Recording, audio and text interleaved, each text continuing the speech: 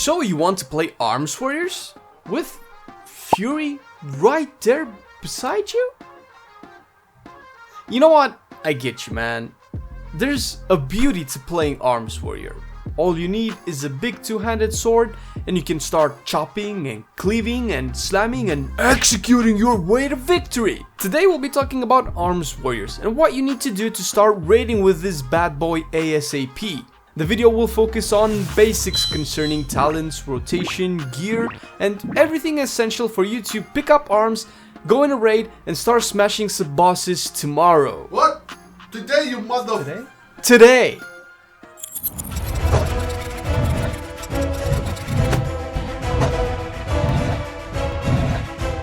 If you haven't played ARMS since Legion, you'll find a talent tree full of surprises, as you probably noticed with Fury if you ever bothered to check. I will go over what are the best talents for raiding, and by the end you'll have a few setups that can offer some variety to your playstyle.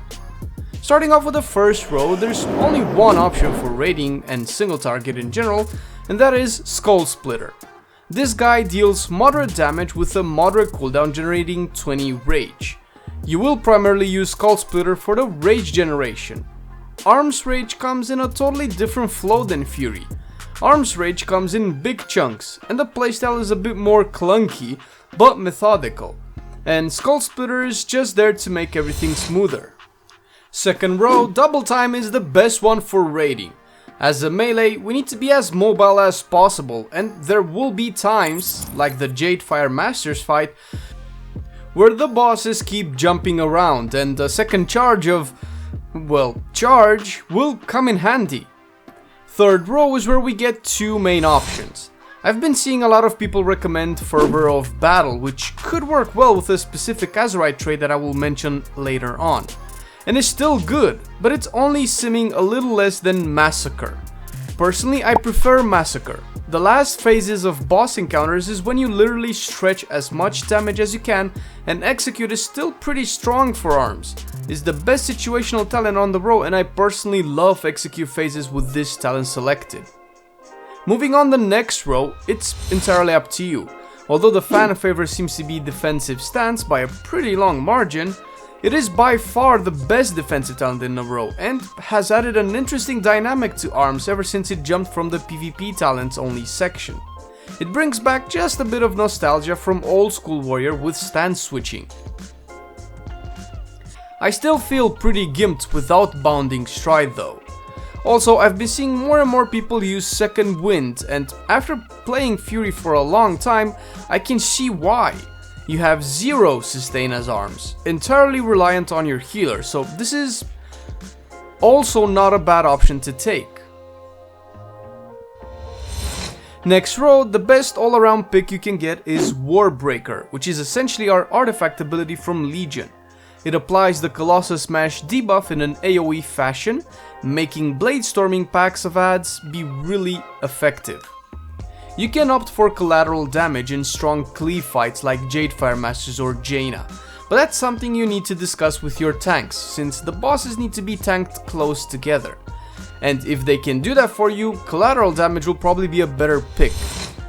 Level 90 row, In for the Kill seems to be the one that sims the best, with Avatar closely behind, so it's essentially a situational pick depending on what you want to accomplish. If you want to simply have smooth rotations, take In for the Kill. If your group is running an ad killing strategy, Avatar pairs well with Bladestorm, so you can have some massive AoE burst for dangerous ad phases. Last row, unless you sim differently, Anger Management is the go-to and simply a mechanic I really like. Plus it works really well with In for the Kill, making Warbreaker windows really strong.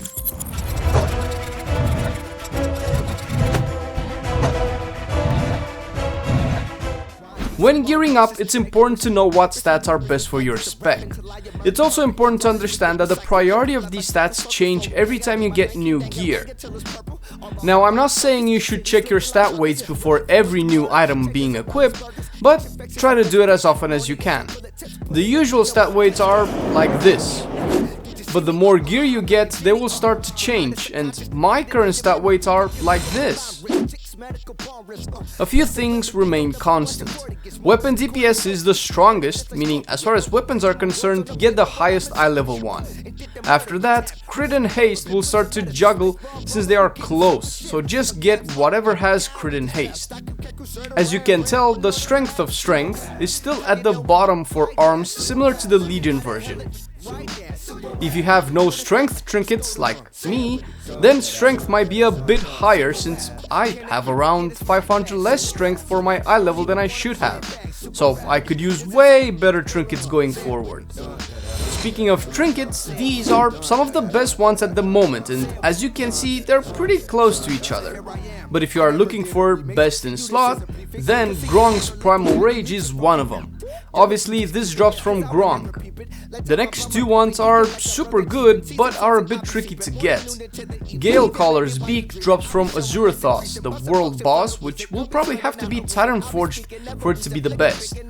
And the next one, Incessantly Ticking Clock, drops from World Quests, again, having to be Titan Forged to rival higher eye level trinkets. As for azerite traits, there are two things to consider before choosing the best one. Are you stacking the traits or not? Because if you aren't stacking the traits, Crushing Assault is the best one, followed closely by Test of Might and two of the general traits that seem to be good for any and all specs. If you look at this graph, you can see that they all sim pretty closely to each other in terms of DPS they provide. If you reach the point where you can stack traits, then you will have Test of Might on top, followed by Blightborn Infusion and more universally good traits. The only two out of all of these you need to consider are Test of Might and Crushing Assault, which will affect your rotation. But more on that later in the video. I hope you guys are enjoying the video and find the information useful. If you want more guides on different specs, we already covered a few already, with more to come in the future. Subscribe to our channel so you can get all the updates whenever a new video goes live. I know I'm only talking about raiding as far as arms is concerned, but the Mythic Plus guide will be out in a couple of days, or maybe it's already out depending on when you're watching this video.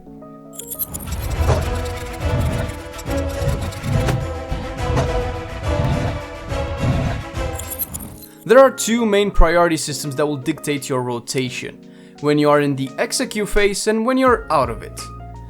If you follow the main build I mentioned before, the execute phase will start when the target is at 35% health or lower. If you took Fervor of Battle, then it will start at 20%.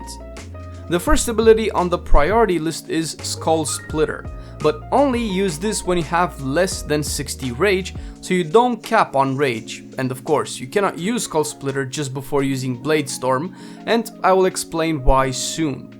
The next ability that you need to cast as soon as you can is Warbreaker, or Colossus Smash if you took, say, collateral damage. Follow it up with Overpower. Next is Mortal Strike, and follow that up with Blade Storm.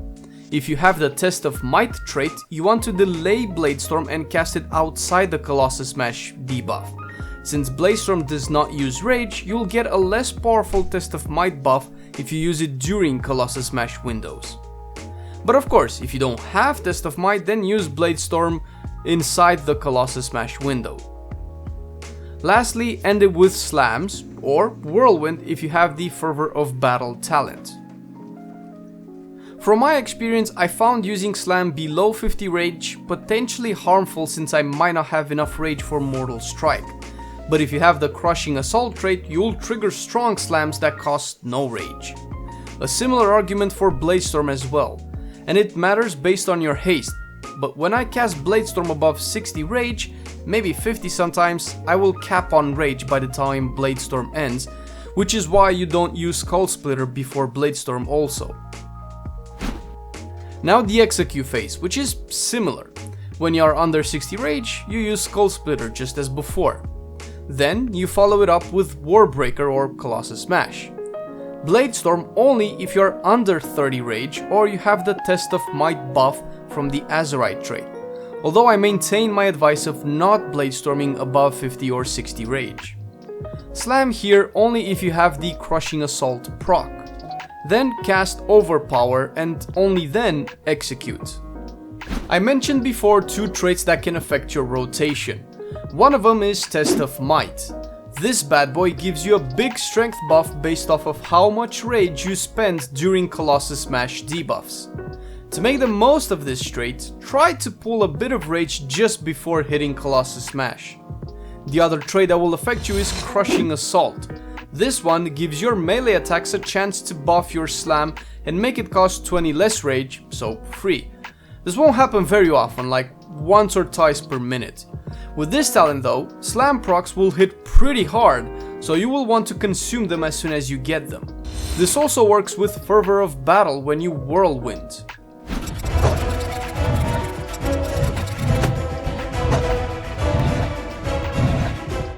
When it comes to consumables, the best food to eat is a feast that gives you main stats, like strength.